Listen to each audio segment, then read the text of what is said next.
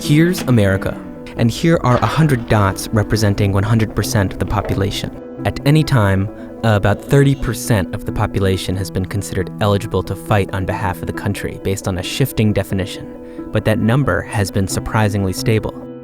Here is the portion of Americans that served in the Revolution, and here's how many Americans served in the Civil War and World War I. World War II was our peak at 17%, over half of the likely eligible population. During Vietnam, fewer served.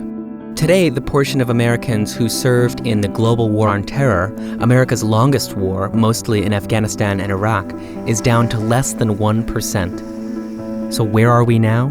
Civilians and the military are simply getting further apart. While 76% of Americans over 65 say an immediate family member served, the same is only true for 33% of 18 to 29-year-olds. And military service is becoming concentrated in fewer families. 79% of veterans have an immediate family member who served. Fewer of our leaders served than ever before, and none of the year's presidential candidates served. But having less veterans isn't necessarily a bad thing.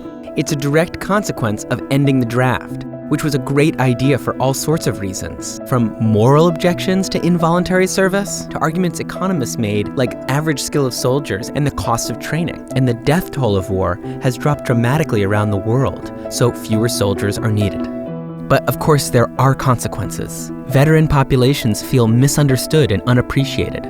Stereotypes of veterans as either heroes or ticking time bombs dominate the media. And while phrases like "thank you for your service" and "we support our troops" are everywhere, for many veterans, this feels like a deflection rather than real recognition. Let's face it, most people don't think a whole lot about the men and women who fight our wars.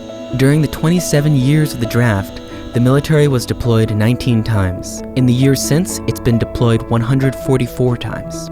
And the burdens of these wars are shouldered on that ever narrower group of Americans, while the consequences of our modern war machine feel ever further from the rest of us.